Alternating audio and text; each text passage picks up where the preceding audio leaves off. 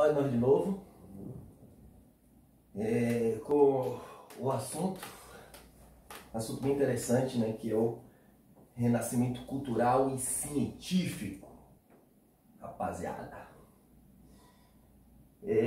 O termo renascimento, hoje em dia, ele é até um pouco contestado, porque ele significa nascer de novo.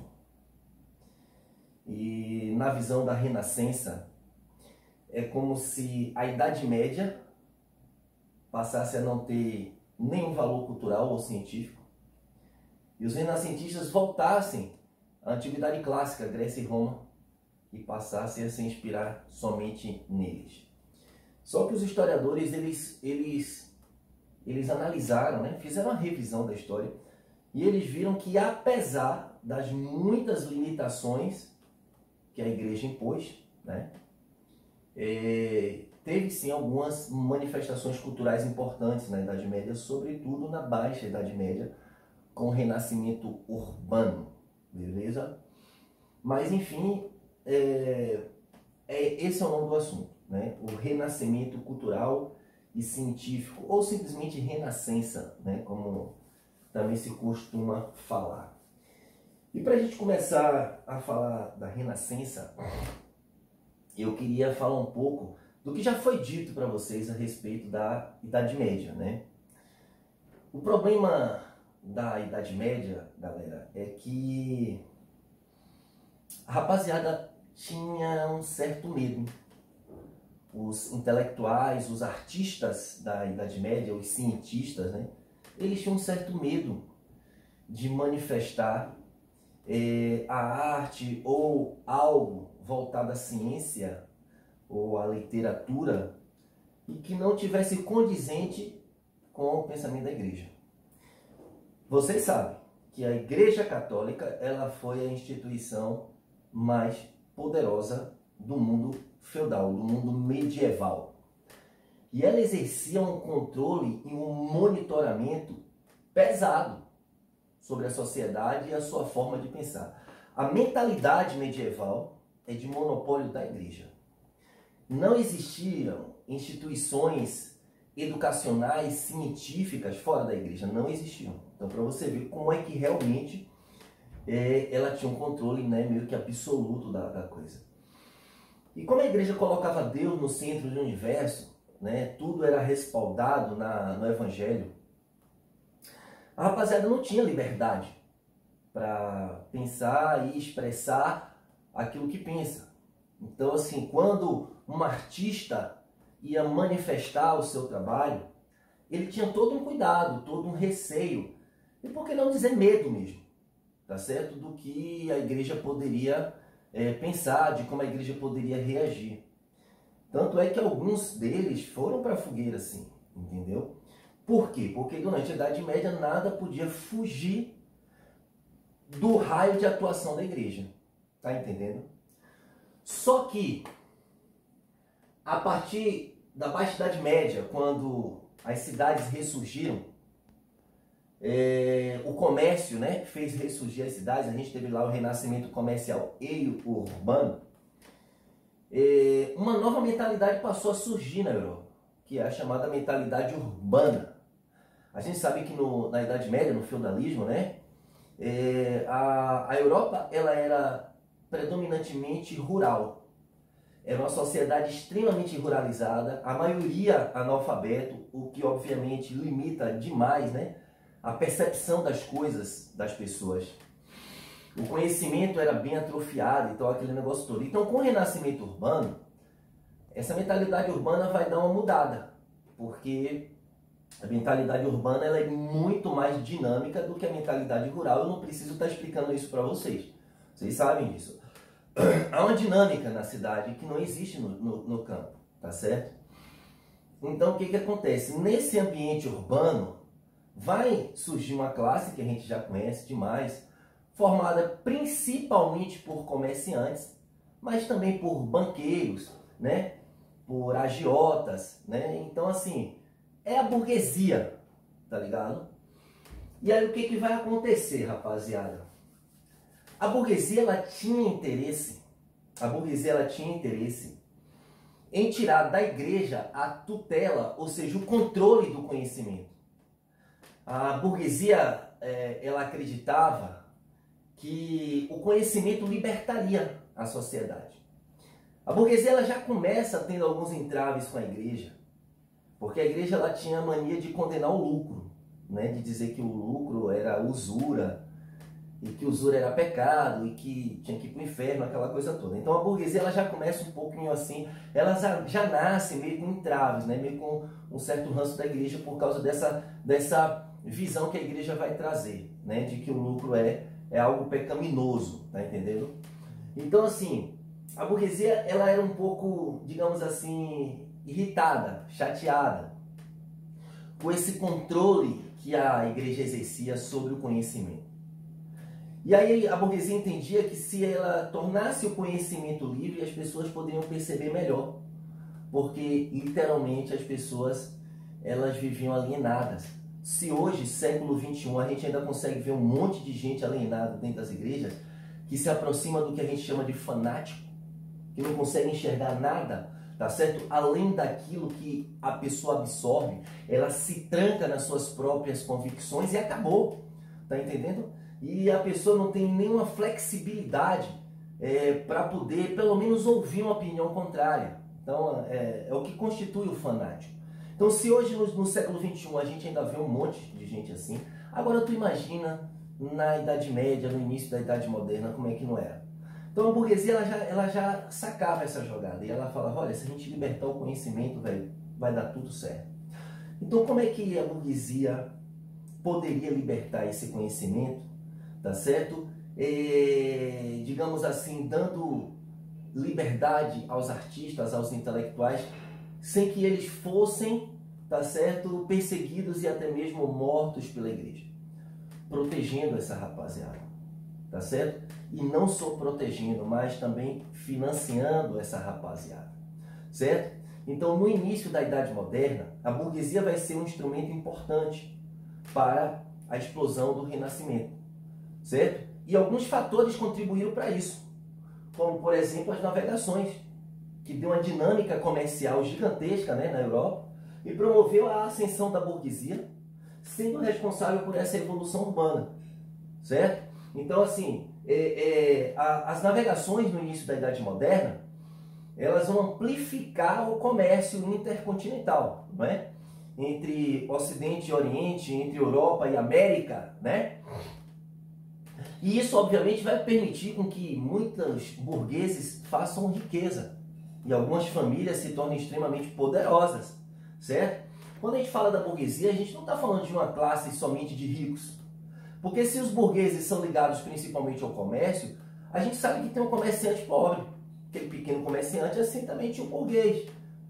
A gente também sabe que tem aquele comerciante que está entre o pobre e o rico, né? Que hoje a gente chama de classe média. E tinha um burguês assim também, mas também tinha aquela galera que era podre de rica, tá certo? Aqueles burgueses que eram riquíssimos.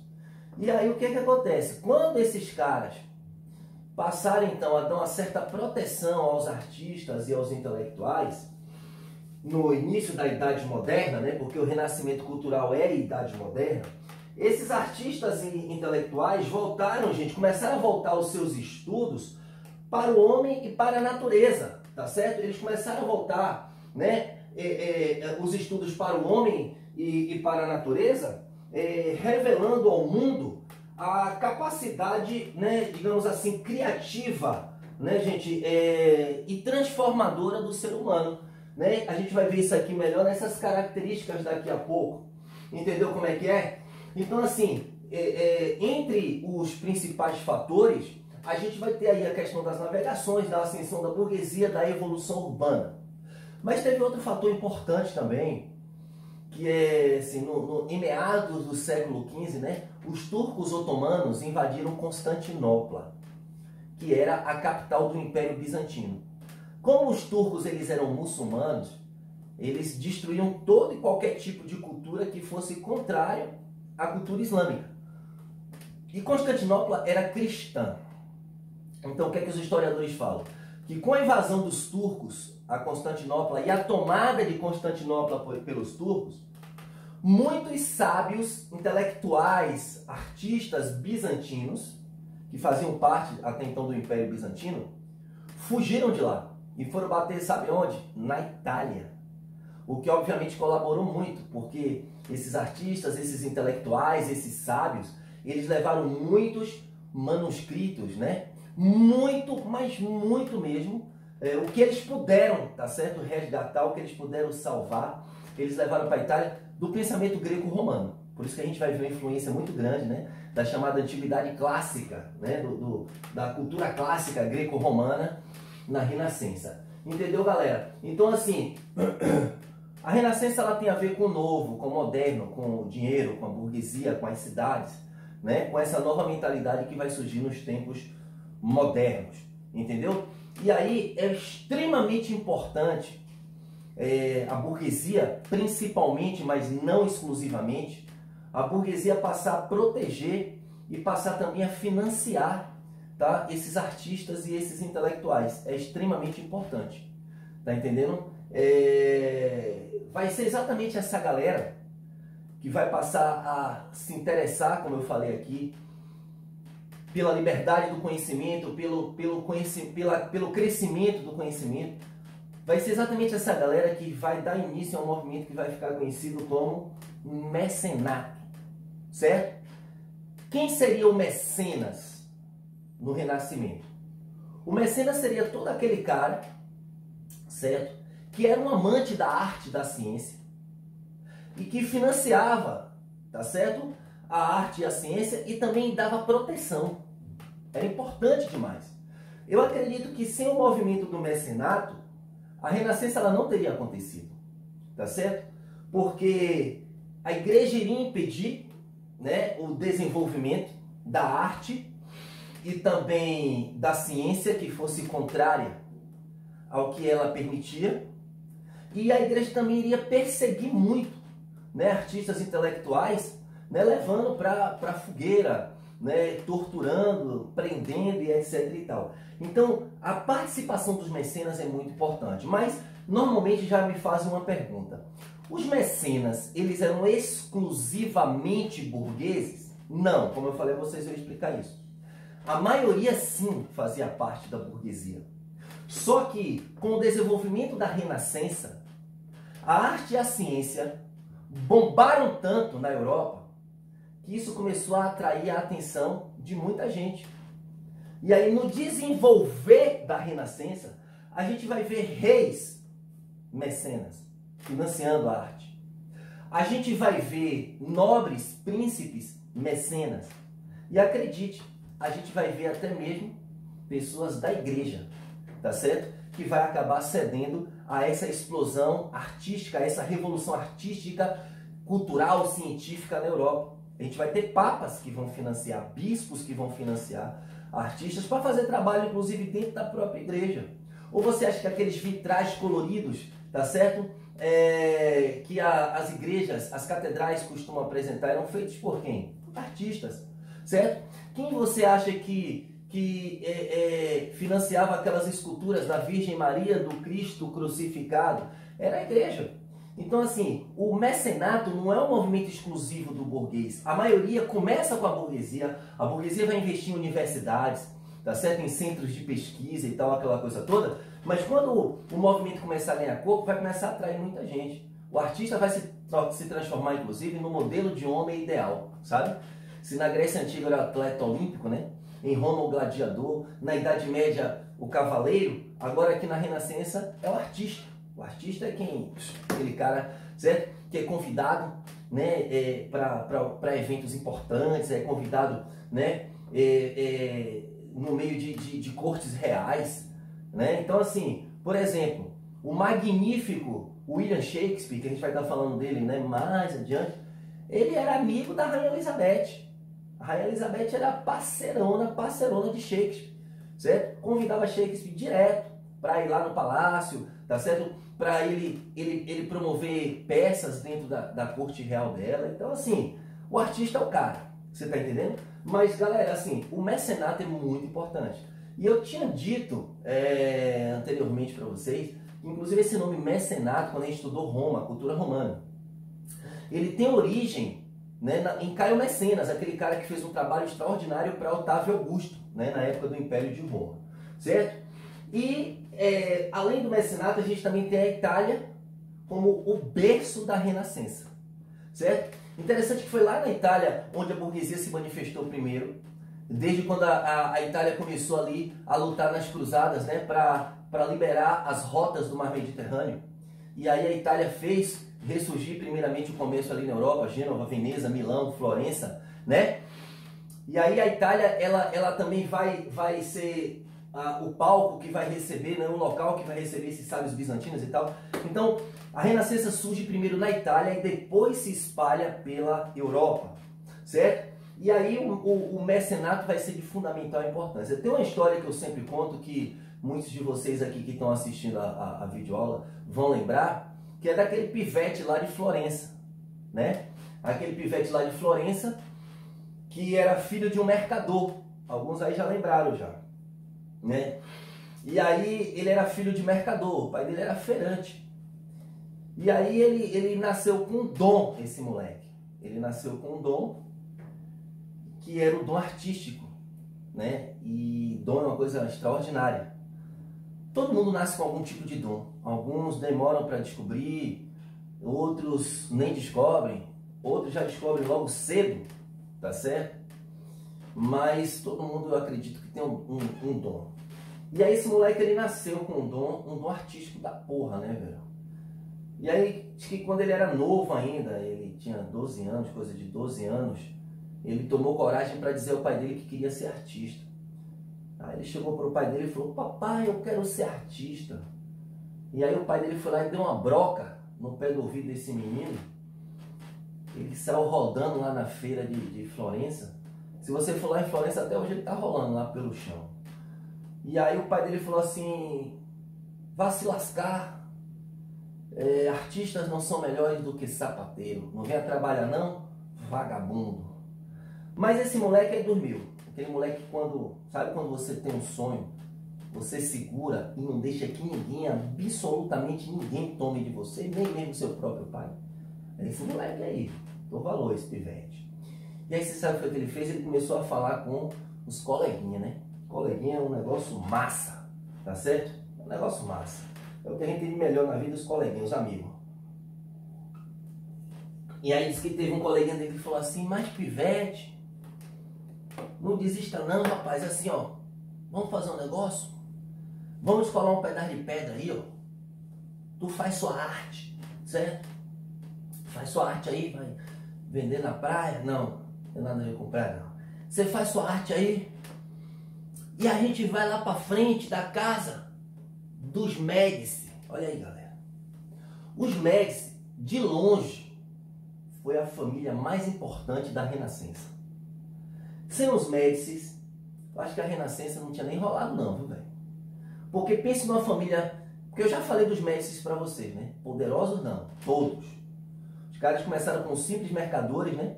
E se transformaram na família mais poderosa ali da Europa. Eu já falei isso para vocês, né? Poderosos banqueiros e tal. E aí alguns desses Médicis, como por exemplo, Giovanni de Médici, os caras passaram a ter um gosto extraordinário pela arte, pela ciência, pelo conhecimento, né? Então os Médici, eles foram importantes demais, eles financiaram muita gente, protegeram também. E aí diz que os coleguinhas do pivete falaram: não, meu irmão, faça arte, que a gente vai lá e pai leva lá. E aí os guris saíram pelas quebradas de Florença e conseguiram um pedaço de mármore comum. O pivete foi lá e esculpiu Bacchus, da mitologia romana, que é Dionísio na Grécia, né? E aí a galera foi, rolou no pano e foi todo mundo, foi o bonde todo, né? O bonde todo do pivete foi lá pra frente da casa lá dos Médici. Aí um belo dia, os moleques estão lá, pensa que não, vê uma carruagem zona, com o brasão dos Médici. Os moleques, eita caralho! Ei, lá vem, é hoje, pivete. E aí, meu amigo, pra sorte dos pivetes, quem tava dentro era San Rossori de Médici, que era um dos caras, sabe, um dos patriarcasão, os poderosão lá da família. E aí quando a carruagem parou na frente da entrada da humilde residência dos Médici, né, tava os pivetes lá, ele puxou a cortinazinha da carruagem, viu os moleques ali e falou, ó, se as miséria, vão cheirar a cola lá na casa do caralho. E os guri, não tio, a gente não tá cheirando cola não, ele já chegou aqui muito doido, a gente vai trazer um presente. E aí o San Rossori falou, como é, rapaz? Ele falou, a gente vai trazer um presente aqui pro senhor, nosso coleguinha aqui, ó, gente boa. E aí o Médici lá, o poderoso Médici lá falou, se aproxime aí, moleque, o que você tem aí? Quando puxou o pano, tava lá a escultura de Baco, né? A primeira pergunta que o Médici fez, você roubou aonde, seu marginal? Ele falou, não roubei não, foi o que eu fiz. Aí os coleguinhas entram, né? Foi mesmo, tava lá, até ajudei a fazer o braço. Como é que é, né? E aí, rapaziada, diz que os guris botaram pressão e o médico falou assim, pivete, vem cá, foi você que fez mesmo? Ele falou, foi. Ele falou, só arrumar um pedaço, outro pedaço de mármore desse. Arrumar um pedaço de pedra. Tu consegue fazer outra dessa? Pivete foi lá, meu irmão, botou pocando, falou, não, eu faço uma melhor. Seu pau no aro. E aí, galera, meu irmão, o médico lá falou assim, pois olha, sempre que você tiver um tempo livre aí, vem aqui, você vai trabalhar aqui pra mim, eu quero ver você fazer essa parada. Pois o moleque não foi lá e fez o busto dele? Porra, meu irmão, o moleque botou torando. Rapaz, quando a obra ficou pronta, a galera endoidou, os Médici endoidaram. Aí San Rossori de Médici e Lorenzo de Médici. Até o coligado de Maquiavel, né? Que Maquiavel manda as cartas. Falou assim, vem cá, pivete. Quem é seu pai? Ele falou, é um chibungo que trabalha ali na feira. Aquele corno. Aí, meu irmão, os caras falaram, pois a gente vai lá falar com seu pai agora. Ele falou, você tá doido? Você fumou desodorante? Você falar com meu pai, ele me esfola. Me esfola, meu amigo. Ele arranca minha cabeça fora e joga pros gatos comer. Tá certo? Ele falou, mas pode deixar, rapaz. Fique na sua que a gente vai lá desenrolar a ideia com seu pai. Ele, vamos. E aí disse que foi, ó. Lorenzo de Médici foi lá, meu irmão. Eu fico imaginando os Médici chegando numa feira livre, puxando o pivete pelo braço. Tu imagina aí como é que o pai desse pivete não ficou? Ficou apavorado. Já chegou, pelo amor de Deus, meu senhor, diga o que é que esse menino fez, eu vou arrancar o figo dele agora com essa peixeira. Ele falou, relaxe, relaxe. Seu filho é um gênio. E você é um tolo por não ter percebido essa genialidade. A gente veio aqui para negociar com o senhor a tutela do pivete. Opa aí. Diga aí. Diga quanto é que é aí que a gente vai pagar e esse menino vai viver sob nossa tutela no nosso palácio. Porra, o pai do pivete ficou doido. Falou, rapaz, é o seguinte, eu tenho mais uns 4 lá em casa, a gente junta aí, faz um pacote, a gente parcela. Os caras falaram, não, meu irmão, só quero esse pivete aqui mesmo. Tá certo? E aí pronto. Pois o pivete não foi viver sob a tutela dos Médici, lá no palácio dos Médici, lá na residência dos Médici. Diga lá, meu irmão. Quando chegou lá, os Médici chegaram para ele e falaram, entra naquela sala ali. Quando entrou um salão imenso, um monte de artista lá dentro. Você tá entendendo, meu irmão? Tá entendendo a importância do mercenário? Um monte de artista lá dentro. E aí disse que Lorenzo de Médici pegou o pivete aqui, ó. Vá até aquele homem lá, ó. Ele vai ser teu mestre a partir de agora. Quando o pivete chegou lá, ele falou, e aí, tio? Suave. E aí o artista olhou para ele e falou assim, tu faz o que, menino? Ele falou assim, não, eu faço uns trabalhos aí de escultura. Ela falou, ah, tá. Como é seu nome? Aí ele falou, Michelangelo. Se ligou aí, galera? Aí ele falou, tá certo, eu me chamo Donatello. Chupa. Tá certo, rapaziada? Não preciso mais contar nada pra vocês. Aí, se você não entender, também se mate. Tá certo? A importância da coisa. Ou a importância. Certo? Donatello de Bardi, velho. Michelangelo Buonarroti. Tudo financiado, tá certo? Protegido pelos mestres. Agora vá lá a igreja mexer? Vá lá a igreja mexer? Duvido, meu irmão. Tá certo? Os médicos até papa botaram.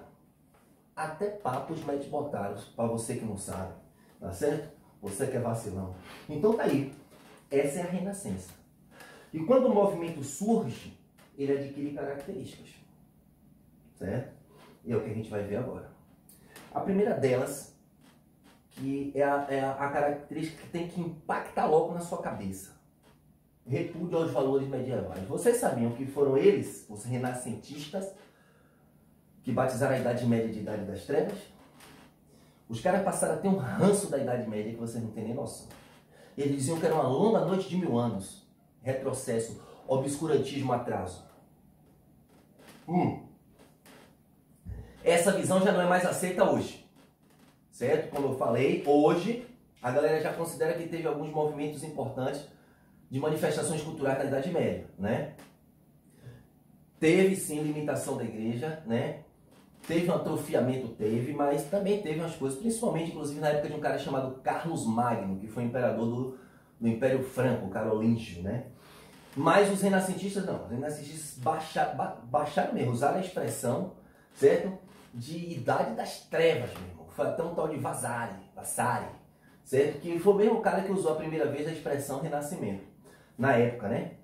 Então, assim, os caras eles tinham ranço da Idade Média. Se você analisar, as características da Renascença se opõem diretamente à Idade Média. Completamente contrário. Se a Idade Média é teocêntrica, aqui é antropocêntrica. Se a Idade Média valoriza as questões espirituais, aqui é as questões naturais, certo?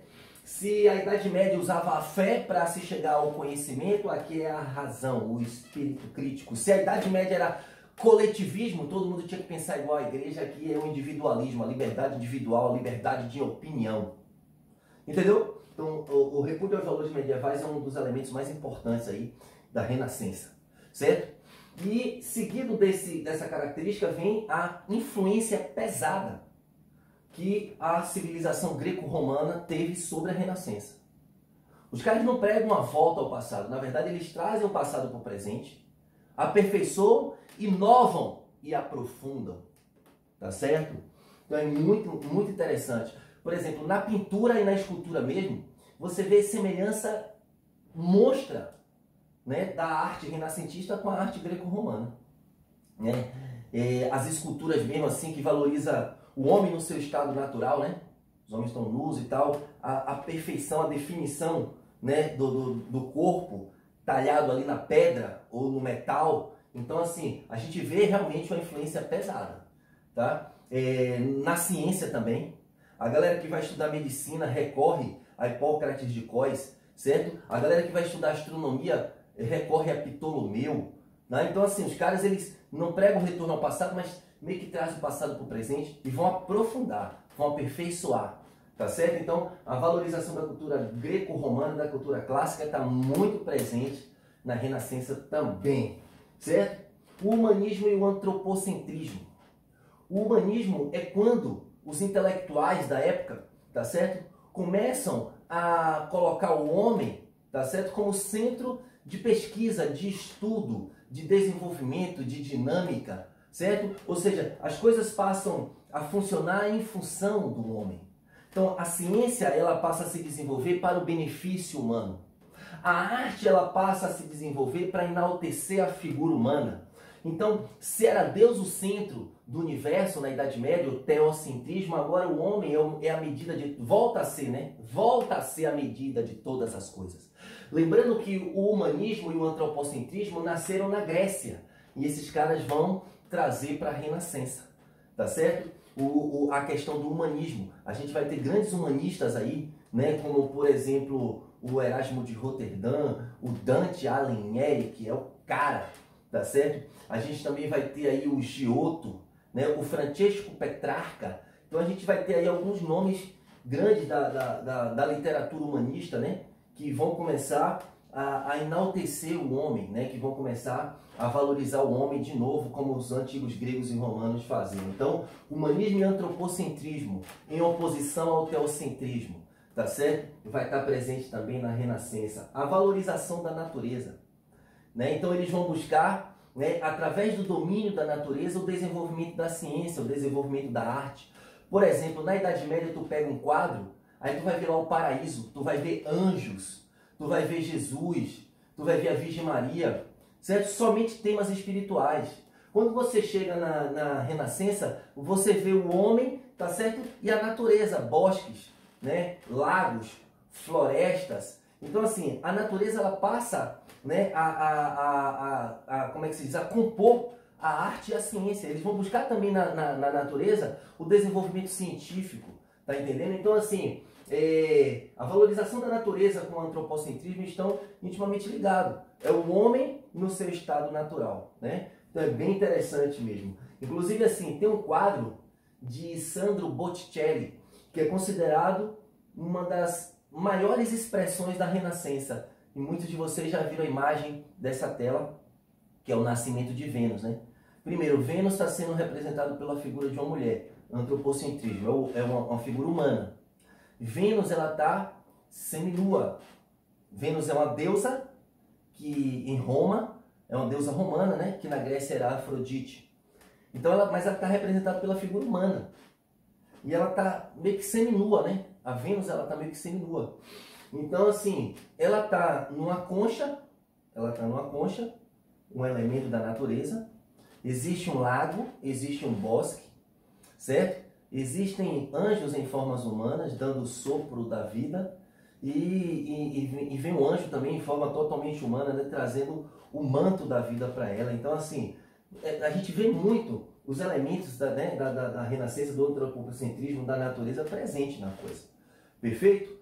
Então, tá aí as principais características, né? Não vamos esquecer também da questão do racionalismo. Não vamos esquecer, não. Se na Renascença, né? Se na Idade Média, o caminho da verdade, do conhecimento era revelado pela fé, aqui vai ser pela razão, certo? É bem interessante, porque a fé é algo que você não precisa necessariamente entender, basta você acreditar. Então, por exemplo, se na Idade Média a galera fala, olha, a Terra é quadrada, a galera fala amém, tá certo? Mas baseado em que não, Deus revelou. Acabou-se, meu irmão. Você vai questionar o quê? Mas na Renascença a galera passa a ter um espírito crítico, questionador, né? Não, a Terra é quadrada, como? Me explique, pá, e aí? Então a galera não aceita mais, tá certo? Os renascentistas, eles não aceitam mais essas verdades impostas. Você está entendendo? Então, por exemplo, a escola de astronomia de um dos grandes renascentistas da ciência que vocês conhecem pra cacete, que é Galileu, nasceu dentro da igreja. Sabia que essa escola de Galileu funciona até hoje, lá no Vaticano? A escola que foi fundada para astronomia, que Galileu era funcionário da igreja, funciona até hoje. Mas você vê que a igreja ameaçou queimar o couro dele se ele não negasse as teses dele. Mas por quê? Porque ele era um cientista, ele usava a razão. O caminho da razão é diferente da fé. Se na fé você só precisa acreditar, na razão não. Na razão você precisa observar. Na razão você precisa experimentar. Tá certo? Vem a experiência, a observação, a análise, a dúvida, que vai ser muito utilizado futuramente por René Descartes, né? Aquele que fala cogito ergo sum, penso, logo existo. Então, assim, a dúvida, né, o questionamento, a observação, a análise, a experiência, você tem que realizar experimentos e tal. Então, é um longo caminho até você chegar, tá certo? Nos fatos. Então, isso é racionalismo, isso é você usar a razão, certo? Então, isso vai estar muito presente na Renascença, o espírito crítico, questionador, tá certo? Então, isso vai acabar alavancando, né, uma nova geração de pessoas que são inquietas, querem saber, querem entender, não só mais aceitam e dizem amém. Perfeito, galera? Individualismo. Como eu falei aqui, dando exemplos, né? Na Idade Média era o tal do coletivismo. Todo mundo tem que ter um pensamento único, que é o pensamento cristão teocêntrico. Aqui não. Aqui a galera passa a defender o individualismo, que nada mais é do que a liberdade individual, ou seja, a liberdade de você pensar diferente dos outros e não ser perseguido por isso, não ser ameaçado por isso, não ser morto por isso, não ser preso por isso. Então a galera passa a pregar essa liberdade, a liberdade de opinião, a liberdade de pensamento, a liberdade de expressão, certo? Então o individualismo reflete toda essa dinâmica de você ter liberdade para pensar, para se expressar, certo? Para você fazer um nu artístico e não ter medo com isso, não ficar ali, sabe, ter cazurra, será que a igreja vai me pegar? Será que eu vou morrer? Você tem liberdade, tá certo? Então assim, eles passam a defender essa liberdade individual, né? Que inclusive essas duas características aqui, ó, o uso da razão e o individualismo, futuramente, no século XVIII, vão ser largamente defendidos pelos iluministas, né? Inclusive diz que o século XVIII é a razão contra a fé. Os iluministas, eles vão ter sim influência dos renascentistas. Só que depois, certo? Principalmente na questão do racionalismo e do individualismo, certo? Eu lembro até de uma frase de Voltaire, que era iluminista, que ele falava, né, que a gente sempre fala essa frase em sala de aula: posso até não concordar com nada do que dizes, mas defenderei até a morte o teu direito de dizê-lo. Então isso é o quê? Isso é o individualismo, a liberdade de opinião, a liberdade de pensamento, a liberdade de expressão, né? Que é uma coisa que nós, seres humanos, temos muita dificuldade de manifestar e de administrar.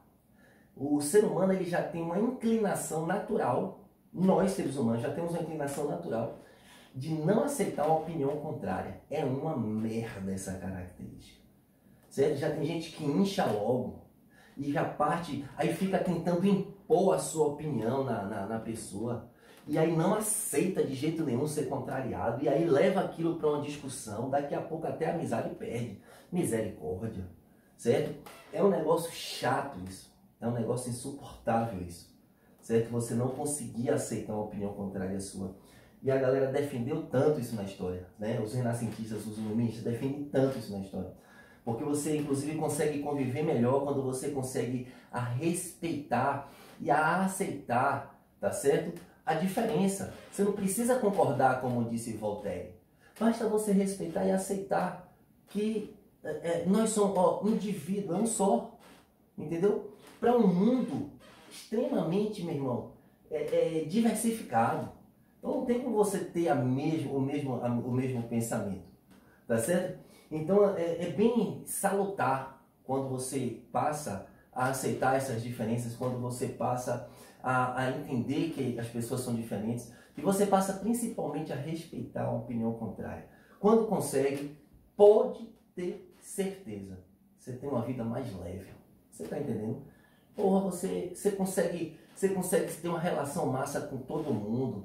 Isso traz para você um monte de energia boa, porque você se sente bem, sabe?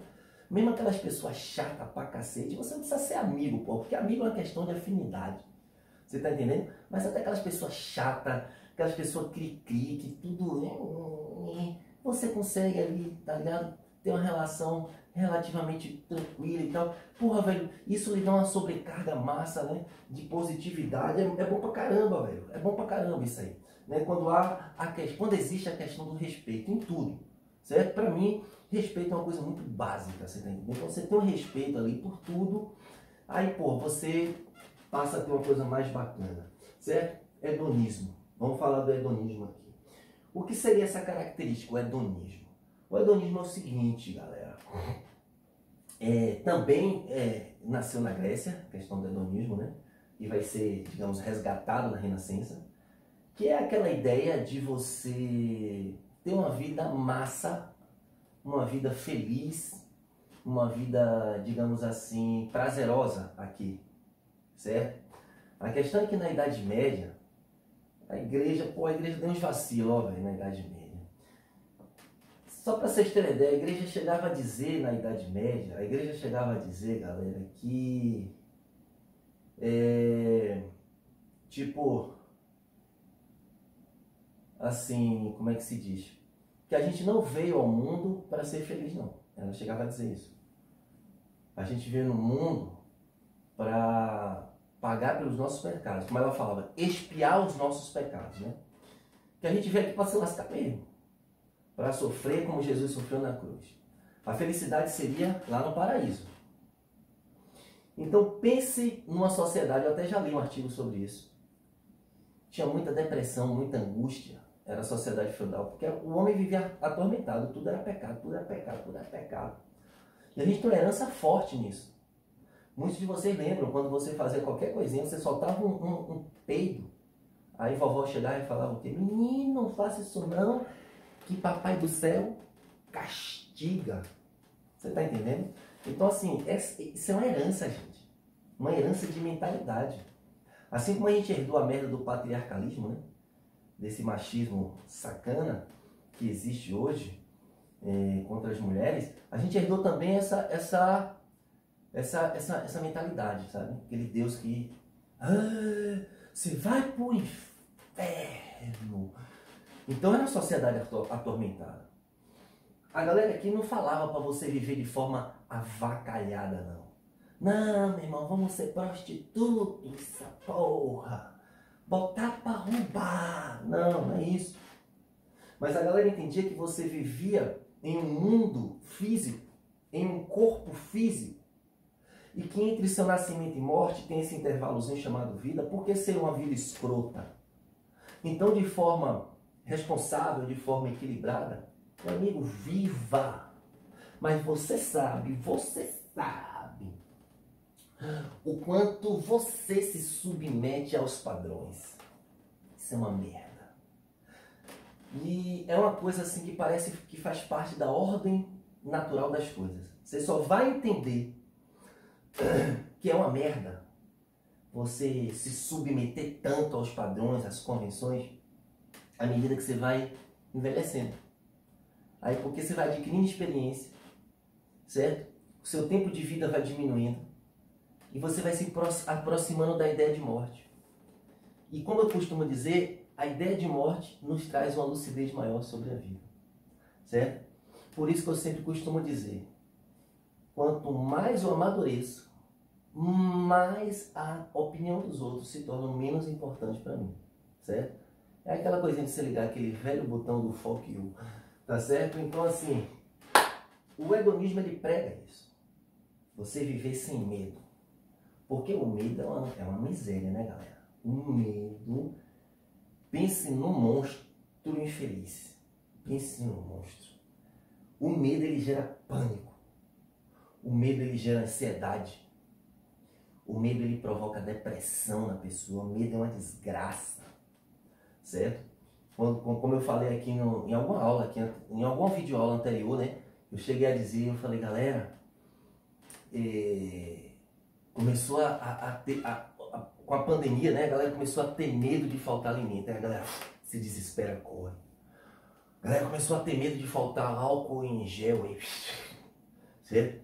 O medo é uma desgrama, velho. Então, assim, os renascentistas, quando eles falam do hedonismo, eles falam, galera, não permita que o medo te sufoque, não. Certo? Não permita, não. Eu lembro na crise de 29, né? Todo mundo naquela falta de perspectiva, tipo, e agora, meu Deus? E o presidente Franklin Delano Roosevelt fez um pronunciamento e ele falou uma frase que eu acho muito foda. Ele diz assim, galera, não há o que temer, a não ser o nosso próprio medo. É muito foda, eu acho muito doido também, sabe? Porque o medo ele é escroto demais. Tem uma historinha que eu vou compartilhar com vocês bem rapidinho, né? História comigo mesmo. Que é a história de um neto e um vô. Um netinho e um vô. Que eles sempre com muita frequência costumavam subir uma montanha para ver o pôr do sol. E aí, um belo dia, o netinho, no alto no topinho dessa montanha com o vô, né? Chegou e falou assim: vô, o senhor não deve ter medo de nada, né? Ele deve ter feito essa pergunta porque o vô deve ter contado várias experiências, várias histórias massas, né? Pra ele. E aí ele ficou: porra, você não deve ter medo de nada. Aí disse que o vô chegou e falou assim: não, meu neto, aí é que você se engana. Eu tenho medo de muita coisa. Aí o netinho falou assim: e vô? Do que, por exemplo? Ele falou: eu tenho medo de altura. Aí o neto falou: mas vô, todos os dias praticamente a gente sobe no topo dessa montanha. Sabe qual foi a resposta que o vô deu? Ele falou: o problema é que a gente não deve permitir que o nosso medo nos impeça de viver e de fazer aquilo que a gente gosta e que a gente considere certo. Entendeu, galera? O medo é uma miséria. Então assim, ó, foda-se o medo. E aí, ó, buscar o que todo mundo busca: a felicidade. Tá certo? E a felicidade, ela não tem uma receita. A felicidade, ela simplesmente lhe traz momentos que vão te marcar pro resto da vida. Hedonismo, viva, curta, sabe? O hedonismo, ele vem do carpe diem. Aproveite o dia, certo? O máximo. E não se preocupe com o amanhã, certo? Viva um dia de cada vez. Então, eu acho massa essa parada, sabe? Vocês sabem quanto os gregos, os renascentistas, porra, me influenciam, me ajudaram pra caralho, velho. Sabe? Milhares de pessoas que morreram com essa pandemia. Milhares. No Brasil já tá em 1.300 aí. Beleza? Tu acha que essa galera tava achando que ia morrer? Tava esperando pela morte? Morte é isso. Vamos viver, rapaz. Vamos viver, entendeu? Curtir você mesmo, a galera que a gente ama, os amigos, os brother, certo? Fazer o que a gente sente vontade ali no nosso coração, ponderando sempre, para não escancarar também, entendeu? Para não escancarar. Universalismo. Essa ideia é interessante. Os renascentistas, quando eles traçaram essa ideia de universalismo, era exatamente a ideia de que a arte, a ciência, a literatura, o conhecimento de uma forma geral, ele teria que atingir todas as áreas possíveis. E que nós, seres humanos, tínhamos a capacidade de dominar várias áreas do conhecimento ao mesmo tempo. Bastava a gente mergulhar, bastava a gente, sabe, cair para dentro mesmo. Então, baseado nesse pensamento que eles passaram a desenvolver, que a gente tinha que realmente extrapolar, tá certo? Os níveis do conhecimento, é muito difícil você ver um renascentista que seja uma coisa só. Muito difícil. Normalmente, na arte, eles eram pintores, escultores, literários, certo? Alguns deles eram artistas e ao mesmo tempo cientistas. Os caras não tinham limite não, certo? Os caras iam além. E toda vez que eu falo do universalismo, eu lembro, sabe de quem? De Da Vinci. Da Vinci, para mim, foi a maior expressão de universalismo. Da Vinci, ele foi pintor, escultor, músico, compositor, escritor, já falei, né? Anatomista, ele foi anatomista, ele foi botânico, ele foi engenheiro, ele foi inventor.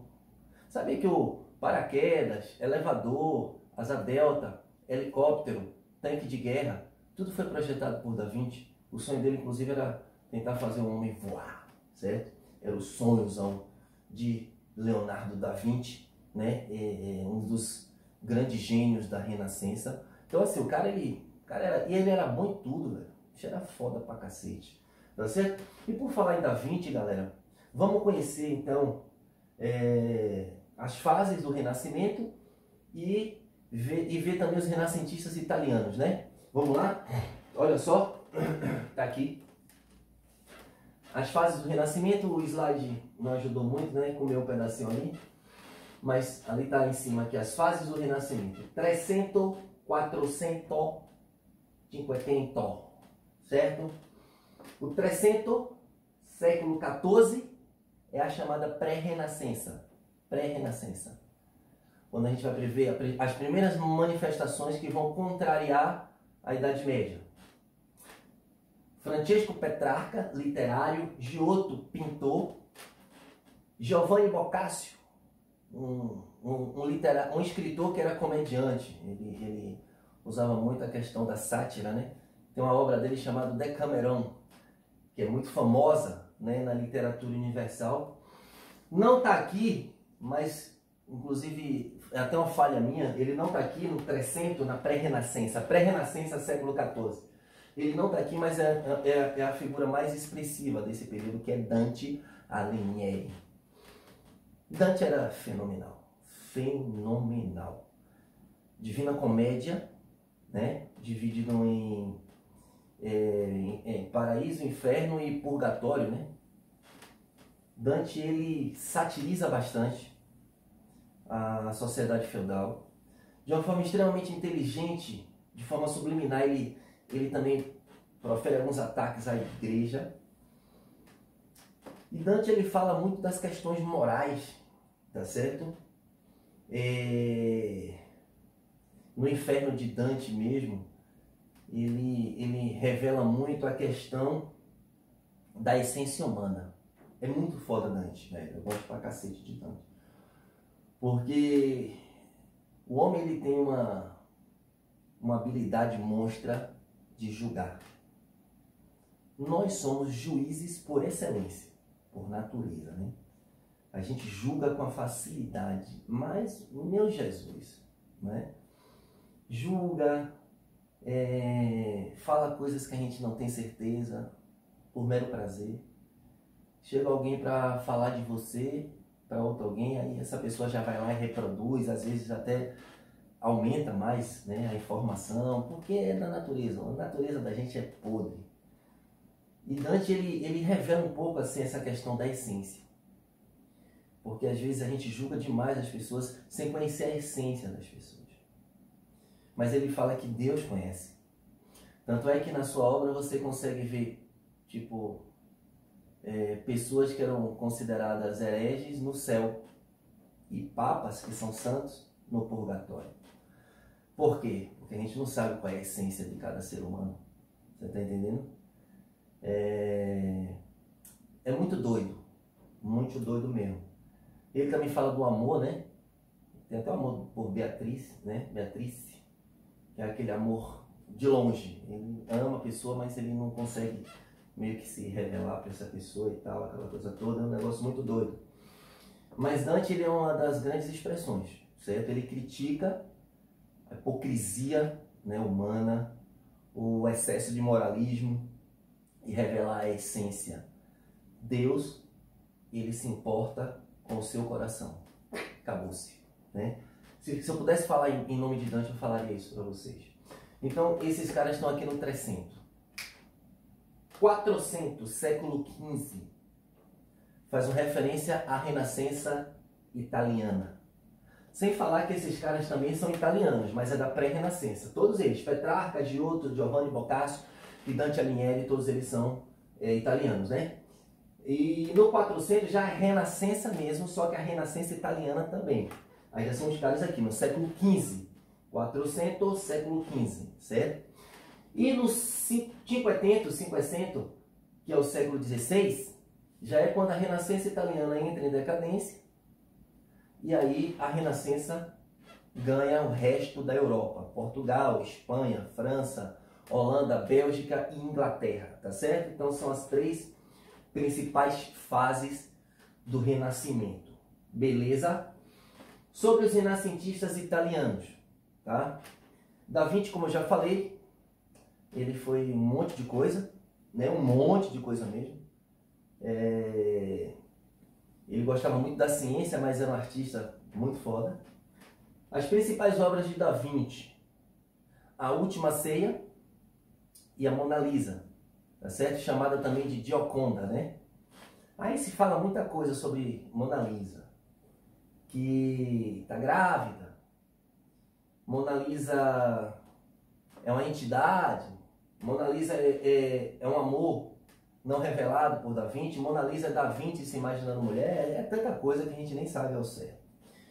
Mas o que de fato vai inovar em Mona Lisa, em Gioconda, é a pintura a óleo. Até então a galera só utilizava aquarela, né? E Da Vinci ele inova com a pintura a óleo e também com o tal do jogo de luz e sombra, dando uma nova perspectiva para a arte da pintura, né? Ele usa a sombra para o ambiente e a luz para dar forma aos seres, né? É muito interessante. E Mona Lisa também ela representa o contraste. Se você pegar a tela e botar no seu computador, você vai ver que ela tem um lado sério, o outro ela também dizem que é sorriso, mas eu também até hoje eu não sei se ela está sorrindo ou se ela tem prisão de ventre. Mas ela está ali séria de um lado, aquele sorrisinho meio escroto do outro. E se você olhar no fundo da tela, o lado que ela está sério revela ali, tá certo, uma tempestade atrás e o outro lado uma calmaria. Então tem um sentido dúbio que só Da Vinci mesmo para sair do túmulo e explicar direitinho pra gente. Apesar do que tem muitos artistas, tem vídeos no YouTube que tentam desmistificar a Mona Lisa. Michelangelo Buonarroti. Rapaz, esse cara, ele foi um fenômeno na pintura, mas ele não gostava de pintar. Ele era bom mesmo na escultura. A galera fala por unanimidade que Michelangelo era o artista que dava vida ao mármore. Ele era hiper, ultra, mega perfeccionista, Michelangelo Buonarroti, certo? Você vê, ele cria tanta perfeição nas suas obras que ele foi estudar a anatomia humana, porque ele precisava deixar os vasos, os músculos, tudo perfeito, tá certo? Ele chegou a ficar doente várias vezes, né, dissecando cadáveres. E por falar em dissecar cadáveres, tem até uma informação curiosa, que para ele, na época era proibido, né, pela igreja, você mexer nos cadáveres, era uma coisa... E aí diz que teve um papa que fez um acordo com ele. Falou assim, ó, se você pintar o teto da minha capela, eu deixo você dissecar cadáveres. Aí Michelangelo falou, vai ser o jeito. Ele não curtia pintar, mas olha o resultado, galera. O teto da Capela Sistina, pelo amor de Deus, né, gente? Porra, é um negócio, minha gente. Aí agora eu vou me amostrar, eu tive lá, certo? No Vaticano, né? É lá no Vaticano. Eu tive lá, galera, é sério, eu chorei, velho. Eu chorei, porque... Isso é porque ele gostava de pintar, imagina se ele gostasse. Só que os grandes destaques dele estão na escultura, com as obras Moisés, que está lá no Museu do Vaticano também. Na verdade não, Moisés ele está na Basílica de São Pedro, que é ao lado. Aí eu tive também o privilégio de ver. Pietà, que eu também vi, que também está na Basílica de São Pedro, que é Maria com Jesus morto no colo, né? Maria está aqui Jesus morto no colo, é uma coisa fenomenal também. E Davi, o gigante Davi, que está no Palácio Vecchio, tá certo? Em Florença, que foi o palácio, inclusive, dos Médicis, né? Então, assim, Moisés, Pietà e Davi, né? Na escultura, e o teto da Capela Sistina na pintura. Michelangelo Buonarroti. Rafael Sanzio é conhecido como o artista do amor. É como se ele falasse assim, ó, o que é que eu vou querer expressar na minha arte? Eu vou querer expressar o amor.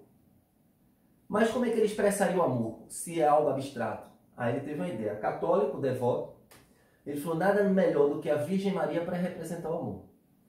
E lá na Itália eles chamam a Virgem Maria de Madonna, né? Então assim, a cada 10 obras de Rafael, a cada 10 telas de Rafael, 9 vai ter a Virgem Maria. Muito, muito, muito. Ele foi um grande pintor da Madonna, da Virgem Maria, o Rafael Sanzio, certo? Donatello, que foi inclusive mestre de Michelangelo, ele também é um puta de um escultor. Só que ele tem uma diferença, uma característica diferente de Michelangelo. Michelangelo ele curtia mármore. Eu já li uma história sobre ele que ele foi fazer uma cópia de Laocoonte e diz que ele foi no Oriente Médio buscar o mármore. Diga aí, véio, se o cara era exigente, né? Ele usava mármore normalmente mármore verde, mais esverdeado, que é mais raro do que o branco. Já o Donatello, ele trabalha muito em metal. Eu, como não entendo porra nenhuma de arte, eu nem sei dizer qual seria o mais difícil, né? Se é você esculpir a pedra ou se é você aquecer o metal precioso e dar forma, né? Mas o Donatello de Bardi, ele é muito foda nesse sentido aí.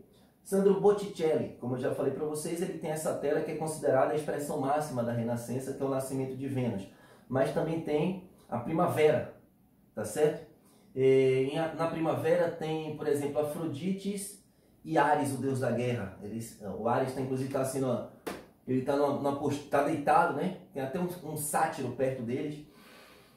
E ele está assim, como se ele tivesse saído de uma batalha, né? Ele está com a expressão assim de cansaço e a Afrodite está lá toda bonitona, toda gostosona.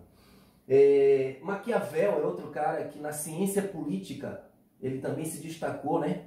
É interessante assim que ele é um defensor pesado do absolutismo monárquico, mas ele também é citado na Renascença como um filósofo político, né? A ciência política era bem dominada por ele, né? O Maquiavel. E ele tem uma obra chamada As Mandrágoras, que ele filosofa muito em cima da questão, tá certo? Da política, né? Então, assim, tem uma pegada filosófica também em Maquiavel. Inclusive, aquela parte que eu falei para vocês, que ele disse que o homem é mau por natureza. O homem nasce mal, certo? E aí ele aprende a ser bom de acordo com os interesses dele. Então tá nessa parte filosófica de Maquiavel.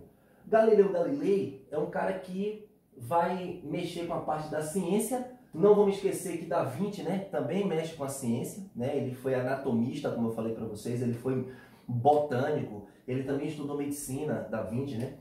O Galileu Galilei, ele foi físico, ele foi matemático, mas principalmente astrônomo, né?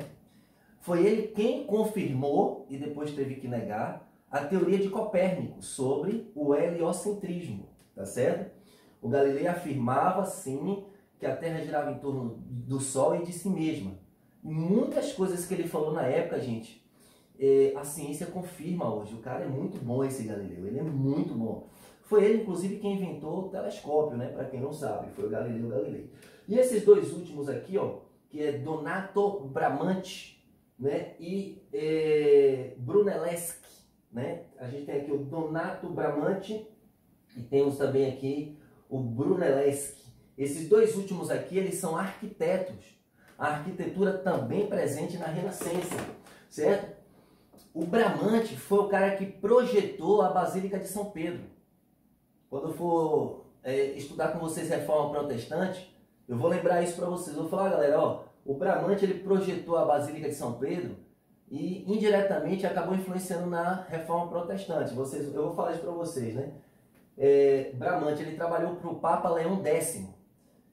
Bom arquiteto ele, viu? Excelente arquiteto. Ele deu uma inovada na arquitetura, né, na época com a Basílica de São Pedro. Inclusive investiu muito na questão dos vitrais coloridos, né, que é típico de uma catedral. Já Filippo Brunelleschi, esse cara aqui rompeu com a estética gótica e trouxe pra gente uma arquitetura moderna, inovada. Esse cara de Florença, né, financiado pelos Médicis. Esse cara aqui ele fez a cúpula, o domo da Catedral Santa Maria del Fiore. Uma coisa interessante de Brunelleschi é que ele falava sempre que o conhecimento ele deveria ser aprendido, ensinado, né, e repassado para as gerações. Foi ele também quem trouxe a perspectiva de 3 dimensões na arquitetura, certo? Que é um negócio muito doido, né? Essa coisa de você ter uma visibilidade meio que tridimensional, essa perspectiva meio tridimensional na arquitetura, foi Brunelleschi quem inovou isso. Então, cara muito reconhecido, muito respeitado, né, nessa área aí de engenharia, né, de desenho que é a arquitetura. Então você tem Donato Bramante e Filippo Brunelleschi, arquitetura, certo? Basílica de São Pedro, Catedral Santa Maria del Fiore, bastante conhecida. Tranquilidade? Bom, agora a gente vai para a segunda parte, que é a Renascença fora da Itália, tá certo? Então, quando a Renascença que já é aqui, ó, no Cinquecento, né? Fora da Itália. Tranquilidade? Aquele beijo no coração e um abraço. Sinta-se abraçado por Babau. Valeu, galera!